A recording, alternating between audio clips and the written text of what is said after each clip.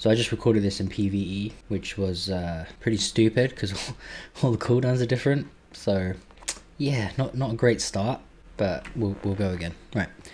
So welcome everyone to the first of a new series of build videos I'm going to be releasing. They're going to be coming out alongside my montages to give you guys a little bit of an insight into what I run, why I run it, and the pros and cons of that class and build. I'm going to try and do this for every class as I go through them.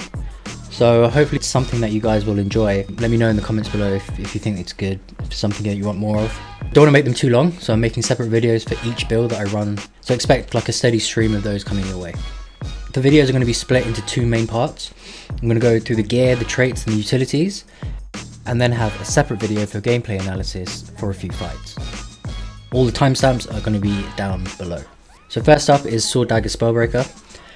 For those who are here to grab the build and leave, there's a link to the GW2 build editor down below and a chat code for my build template in the description. You can grab that, stick it in the game, and you're pretty much good to go. So yeah, thanks for watching, have a great day, hit that like button, subscribe. Now, for the 10 people that have stayed, let's go a little deeper into why I run this build in particular and its pros and cons. This Sword Dagger Greatsword build is a high mobility, high burst build. Doesn't have huge survivability, but it's warrior, so it can still tank quite a bit. The key to playing it well is making sure that you make use of your leaps and movement skills, along with your full counter to set up bursts and to kite.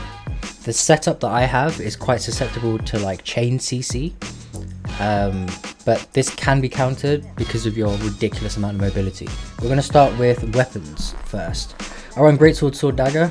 Everything is Zerk. The Greatsword, we're going to go with Energy and Hydromancy. It gives you the extra dodge on weapon swap and some decent damage actually from the Hydromancy sigil proc. Helps you set up bursts and also a great way to clear blind on weapon swap. It's been on loads of warrior builds for as long as I can remember, so it's kind of, if it ain't broke, don't change it. The key skills on Greatsword are your F1. This is your big burst, big damage skill. Whirlwind attack, it's an extra evade, some nice damage. Your rush obviously is to close gaps, create gaps, etc. 100 blades, standard stand there and chunk your enemies to death skill. Make use of it when you can. Try and use it after you've tried to CC or close down an opponent, because it does do considerable damage still, but obviously it's not worth it if they're able to just walk out of it. It roots you, so keep an eye out for that. Sword, I run Vision. It's for the 100% crit chance. You really want this for Final Thrust and Wastrel's Ruin. When they don't crit, it's really sad. A Severance sigil on the dagger for the increased stats to precision and ferocity after you interrupt enemies. You have a couple of setups for that, your full counter, your bull's charge, etc. Key skills are Final Thrust, Wastrel's Ruin, Bladestorm, which is really nice for the reflect and vulnerability, and Flurry can be pretty useful for setting up some nice bursts, pulling off your Magebane tether and stuff like that. Just quickly, another option here is if you wanted to, you could switch Severance for Leeching or Absorption. Both sigils work really well. It's kind of comes down to your preference. Leeching gives you a bit more damage, like a steady stream of damage on your swap.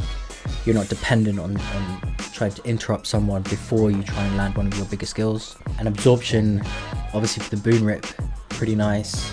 But again, it's up to you. It's down to your playstyle. So whatever rocks your boat. Whatever rocks your boat. Utility wise, Mending removes 5 conditions and is a pretty good heal. Bull's Charge is a 900 range leap with a knockdown, 3-second knockdown at the end. Also counts as an evade, so keep that in mind. If you ever run out of dodges but you have your Bull's Charge up, you can use it. Indoor Pain, the OG skill for warrior. 3 seconds of no direct damage, so you're immune to direct damage. Condi still affects you, and it breaks stun. Shake It Off is now an ammunition skill, so you get 2 charges of it. It removes 4 conditions, affects up to 5 people around you, 5 allies, and it breaks stun as well. So it's an AoE Condi removal. Really strong skill. Try not to blow your load too quickly. Signet of Rage for the elite gives you 20 stacks of might, swiftness and fury. It's a really strong skill, both active and passive. Obviously the active gives you the boons, the passive grants you adrenaline when you're in combat. So it really helps keep your adrenaline topped up for when you need to use your burst, your F1 or your F2. You can take Balance Stance for stability over Shake It Off. It's pretty, again, it comes down to like what you're playing against. If you're coming across a lot of commonly heavy enemies, then Shake It Off is probably the better one to take. If you're coming across some guys who lock you down with CCs, then obviously Balance Stance might be better. So make the decision. You guys are smart guys. You can choose. Did I not write down the gear? I did. I just completely skipped it. So for the gear I run, I take a full Berserker.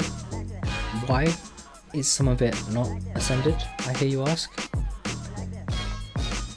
Because it is. Because it is. I should really make this all ascended. Yeah, I should, make ascended.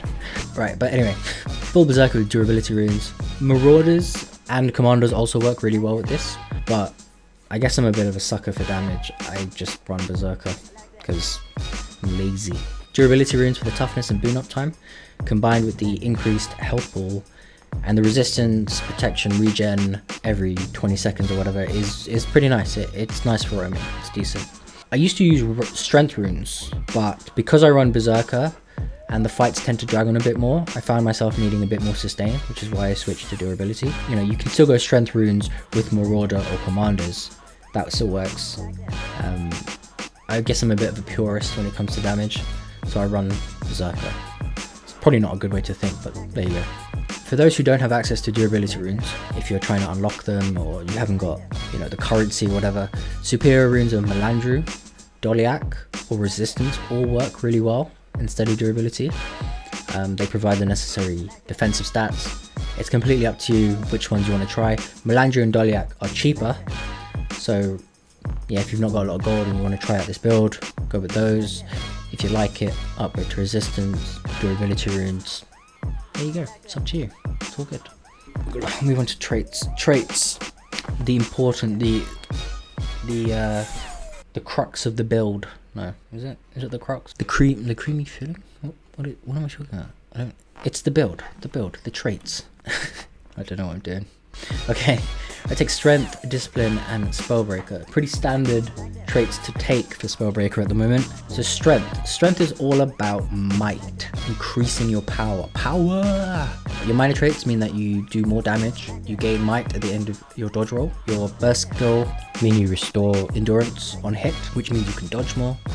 And might applied to you grants more power. So that basically means instead of getting plus 30 per stack of might, you get plus 40. So yeah, the extra 250, I guess, at 25 might is very nice to have. In Adept, we take Peak Performance. This reduces your cooldown on Mending and Balls Charge. For the Master trait, you take Forceful Greatsword, which reduces Greatsword cooldown, gives 100% might on crit with Greatsword, gives a 50% chance of might on crits without Greatsword. Basically all your skills, if they crit, have a chance of giving you might. For the Grandmaster, I still take Might Makes Right. This gives you a bit of healing and endurance. You can swap this out with Berserker's Power if you so wish, if you want the damage. I find that the healing isn't massive anymore. It used to be really good, but it got nerfed down. But the endurance gained, because of the amount of might you push out, is actually pretty decent. And this build really depends on dodge. You gotta dodge. You gotta dodge. Discipline. This trait line focuses on weapon swapping and improving adrenaline gains.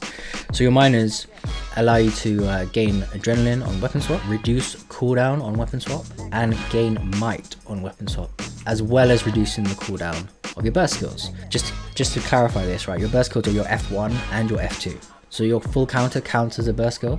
So this trait here means that both of them get a reduced cooldown, which is really nice. It means that you can kind of chain them a bit better. Warrior's Sprint, 25 movement skill, always great with melee weapons. Obviously you're full melee, so you make use of that all the time. It gives you increased damage when you have swiftness, and it breaks Immobilize when you use movement skills.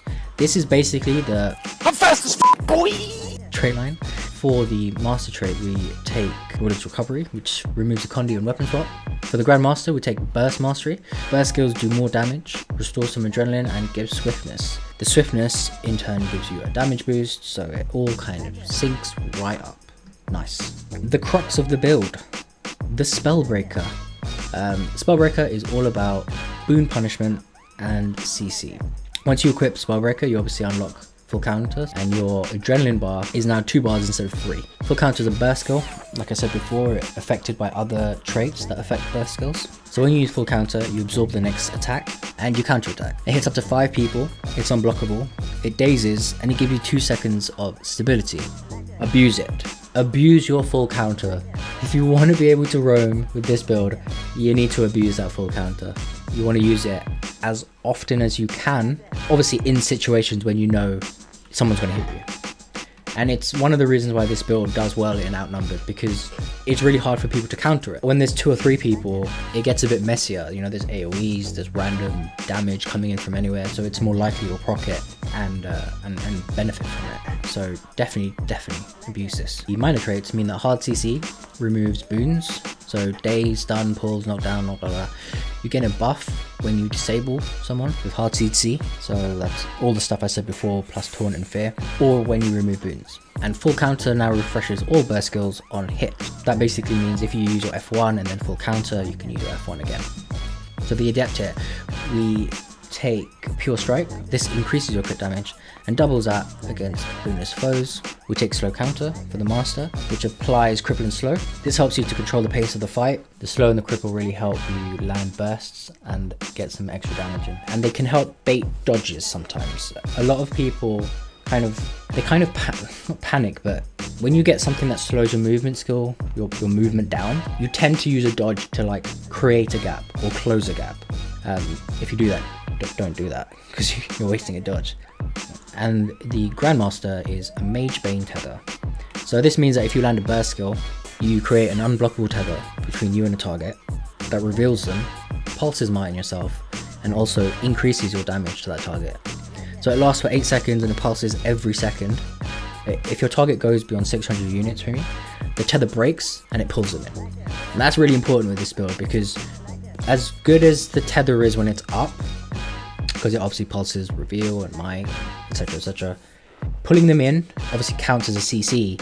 If you pull them when you're on your dagger, it procs the Severance Sigil, which then allows you to go in for a Whistle's Ruin, Final Thrust, etc, etc. Finally, I want to touch on consumables.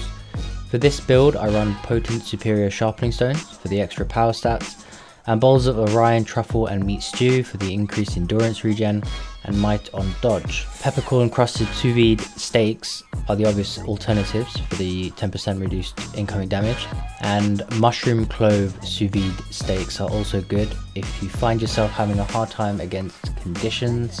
Currently, Potent Superior Sharpening Stones are cheaper than Superior Sharpening Stones or fruitcakes, because they last for an hour as opposed to 30 minutes, so you can save some pennies on that. So to sum up, this is a high risk, high reward build. You've got to make use of movement skills to engage, kite and disengage fights. Make sure to use your full counter offensively and defensively. Mage Bane Tether is a great way to set up bursts. Swiftness, which provides a 3% damage boost, can be accessed from multiple traits, and Blade Storm.